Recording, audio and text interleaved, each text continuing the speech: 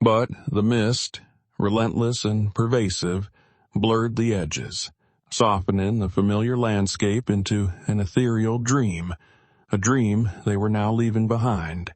And in that dream, a phantom whisper of doubt gnawed at him. Was this the right choice? To abandon the land his ancestors had toiled and bled for, to chase a promise of a better life that felt as insubstantial as the mist itself?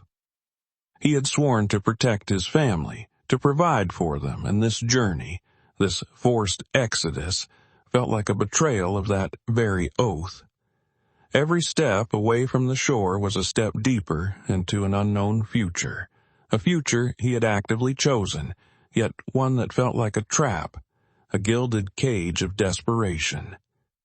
He saw his wife, Maeve, her face pale and etched with a sorrow that mirrored his own, but she had made him promise. She believed in this new land, in the opportunity it held, and he, a man who prided himself on his strength of will and unwavering conviction, found himself yielding, a captain adrift without a compass. His gut churned with a disquieting mix of fear and a burgeoning resentment, not towards Maeve, but towards the circumstances that had forced her hand and his. He was a fisherman, a man of the sea, accustomed to wrestling with the elements, to facing storms head-on. Yet, this internal tempest was far more terrifying, a betrayal of his very identity, forcing him to choose between his duty to his family and his deep-seated love for the soil beneath his feet, a love that now felt like a crippling anchor. The merchant vessel loomed, a hulking silhouette in the fog, and John felt a profound, sickening regret settle in his chest, a premonition of the sacrifices and hardships that lay ahead, and the gnawing fear that he was leading his loved ones into a future he might not be able to protect them from, a failure he would carry for the rest of his days. John's final glance at Maeve was like a broken compass, pointing towards a love that was now lost.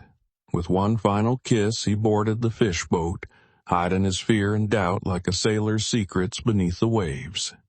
He gave her one last look, a bittersweet goodbye.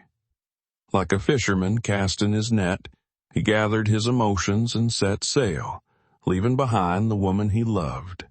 His tears fell like the ocean's rain, concealing his heartache in the depths below. The salt spray kissed their faces, each stinging droplet a cold reminder of the miles separating them from the emerald hills, now mere smudges of fading green against the bruised horizon. Their worn satchels, stuffed with remnants of a life left behind, felt like feathers against the crushing immensity of the Atlantic. A final gust whipped off the water, snatching at their threadbare coats, a phantom hand pulling them forward. "Don't look back, Liam." Maeve's voice, a raw whisper against the wind, barely carried. Her knuckles, white against the rough wood of the railing, spoke volumes of the tremor in her hands. Liam nodded, his gaze fixed on the churning gray expanse. He could feel the damp chill seeping into his bones, a mirror to the hollowness that had taken root in his gut. The scent of brine, sharp and metallic, mingled with the earthy perfume of the soil they'd abandoned, a potent cocktail of loss and the faintest tang of possibility. The ship's timbers groaned, a deep, mournful sound that seemed to echo the unspoken farewells hanging heavy in the air. "This is it, then," Finn muttered, his voice rough, staring out at the endless stretch of water. His jaw was tight, a muscle twitching near his temple, cast adrift. The sea's immense chest heaved, a monstrous rhythm that stole the jagged edge of the horizon. Each liquid fist slammed against the ship's flank, a percussive roar that splintered the known world. Below deck, the oil lamp's flame danced, casting wild shadows on faces etched with a desperate stillness. "She's taken it hard," whispered Alara, her knuckles white on the worn railing, the salt spray misting her eyelashes. Jonas, his gaze fixed on the churning expanse, grunted, the sound swallowed by the wind. "The sea always demands its due. We just pay the toll." His fingers, calloused and stained with brine, traced the condensation on a tin mug. A groan of timbers vibrated through their boots, a deep, guttural sigh from the ship's very bones. The deck pitched violently, sending a cascade of rainwater sluicing over the gunwales, a cold, stinging deluge that plastered their clothes to their skin. The air tasted of ozone and the sharp tang of unseen depths.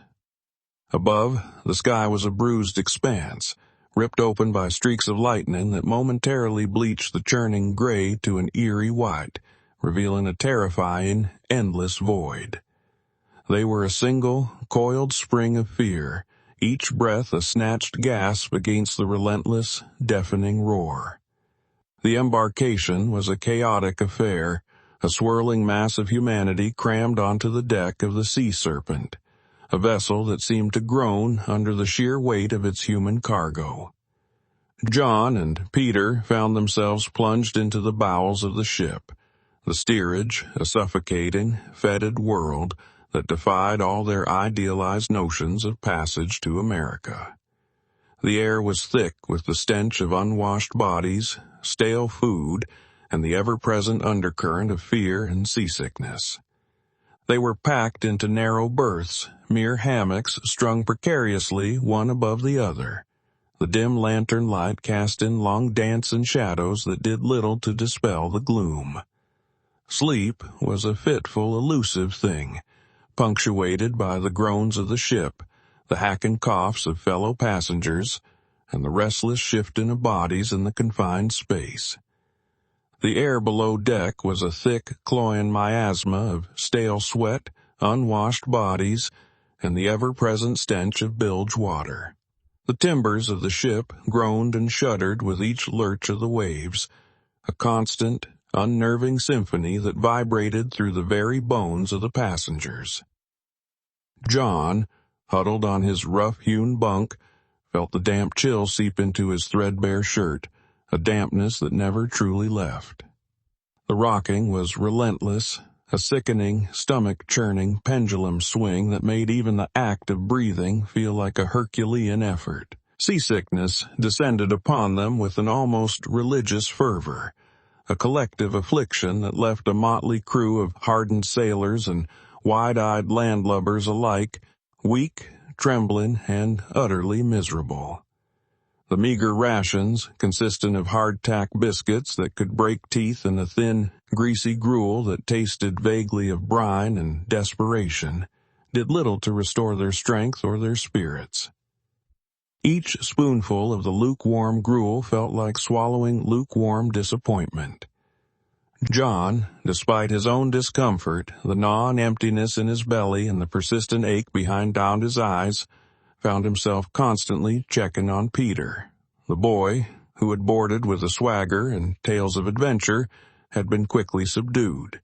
His youthful exuberance had been replaced by a pale, greenish hue, and a weary resignation that sat heavy on his young shoulders. Peter's usually bright eyes were now shadowed, darting nervously towards the lurching deck with each violent roll of the ship. "Are ye all right, Johnny?" Peter managed to croak out one particularly rough morning, his voice barely audible above the creak of the timbers and the mournful howl of the wind.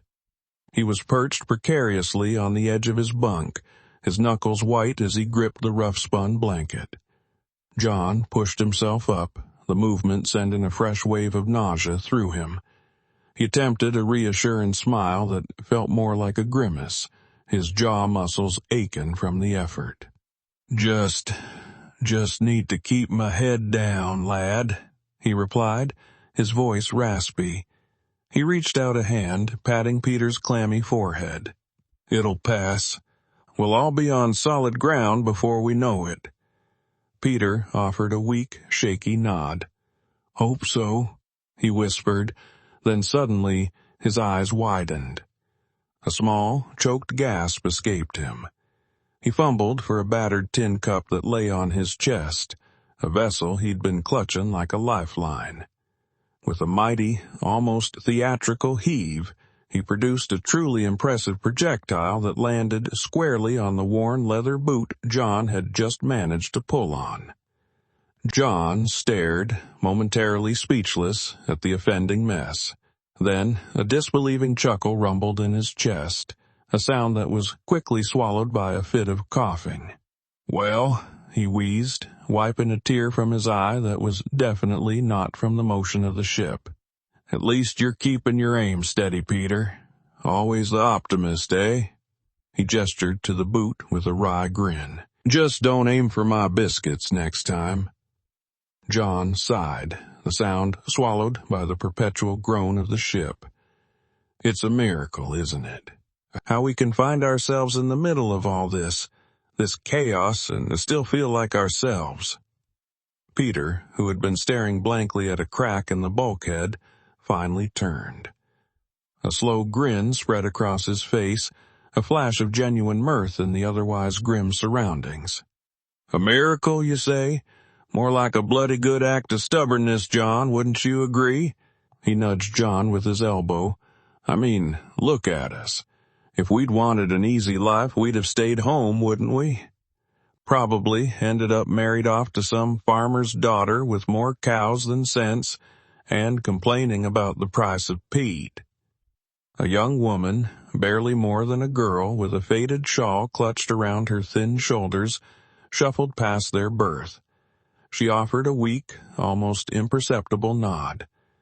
Peter, with surprising alacrity, managed a wink. "Chin up, lass," he called out, his voice a touch too loud.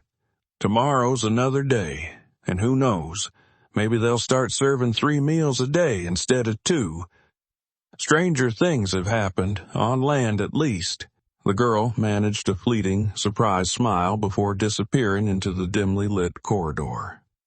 An older man, his face a roadmap of a life lived hard, leaned in from his own cramped space across the narrow aisle. "You've a bit of spirit about you, lad," he rasped, his voice rough as unpolished timber. "Don't let this rust it away." Peter beamed, puffing out his chest a fraction. "Spirit, sir? That's just what happens when you've a good mother who insists you never back down from a fight, even if the fight is just convincing a seasick sailor to share his last biscuit. And, believe me," he added, lowering his voice conspiratorially, "I've had to employ my considerable rhetorical skills on more than one occasion to secure an extra scrap of dried cod." John chuckled, a warm sound that cut through the prevailing misery. "He makes it sound like a diplomatic mission." "It is, John, it is," Peter insisted, his eyes twinkling. "Navigating the treacherous currents of human desire for a bit of sustenance. You see, it's all about understanding the motivations of the enemy. Or, the bloke guarding the provisions, and a healthy dose of charm, of course." He then leaned back, his gaze sweeping across the crowded, anxious faces. "And if all else fails," he concluded, his voice dropping to a dramatic whisper, "a well-timed dramatic feint works wonders for eliciting sympathy, and sometimes even a piece of fruit." The older man let out a gruff laugh, a sound that was surprisingly hearty. A few other heads turned, drawn by the unexpected levity. For a brief, precious moment, the oppressive reality of the ship seemed to recede, replaced by a shared, if slightly absurd, appreciation for Peter's irrepressible, if somewhat embellished, storytelling. It was a small victory, perhaps, but in this vast ocean of despair, it felt like a treasure. The reek of unwashed bodies and stale salt stung Peter's nostrils, a familiar perfume in the stifling steerage. He coughed, a dry, rasping sound that barely disturbed the restless slumber of the men around them. Then a flicker. His eyes, sharp despite the pallor of his skin, caught the glint of a water stain on the grimy bulkhead, twisting into the shape of a leering gargoyle. A tremor, a barely audible rumble started in his chest and escaped his lips, a reedy sound like wind through dry reeds. It was a laugh. John, huddled beside him, felt the vibration travel through the thin mattress. "See that, John?" Peter rasped, pointing a skeletal finger. "That's old man Grog, planning our mansion in New York. He's already got the gold plating picked out for the toilet seats." John's lips curved. He watched Peter's chest rise and fall with a visible effort, yet the light in his eyes burned brighter than the flickering oil lamps overhead. "Gold-plated, you say? I was thinking solid silver myself." "Silver's for the faint of heart, my friend," Peter declared, his voice gaining a surprising edge. "We're talking American dream here, remember? Those skyscrapers won't build themselves with cheap tin." The timbers of the ship groaned a mournful symphony beneath them, each pitch and roll a constant reminder of their confinement. The air, thick with the metallic tang of the sea and the earthy smell of unwashed humanity, pressed in on all sides. Their world was this groaning, pitching leviathan, its bowels a labyrinth of cramped bunks and whispered fears. "Remember that farmer we saw at port?" Peter continued, his gaze distant, already on their promised land. "He had a flock of sheep. I told him we'd buy them all out, turn them into, well, let's just say, a very exclusive stew." John traced a pattern on the rough wool of his blanket. He'd seen the desperation in the faces around them, the way hope often withered in this cramped, rocking world. But Peter's words, however fantastical, acted like a balm. He'd seen Peter stumble, his breath catch like a trapped bird, but he'd never seen that spark extinguished. They learned to thread their way through the huddled masses, to offer a portion of their meager rations, to share the sliver of moonlight that sometimes pierced the deck. When the darkness of the sea seeped into their bones, and the whispers of doubt grew louder than the creaking of the hull, Peter would find another story, another exaggerated vision of America, and John would listen, his small smile a silent testament to their shared fight against the encroaching despair. This ship, this rolling prison, was forging them, not into mere companions, but into something deeper, something that could weather any storm, on the waves or within the soul. To be continued, please join us next week. Be sure to like, subscribe, and hit that bell icon. Thank you listening.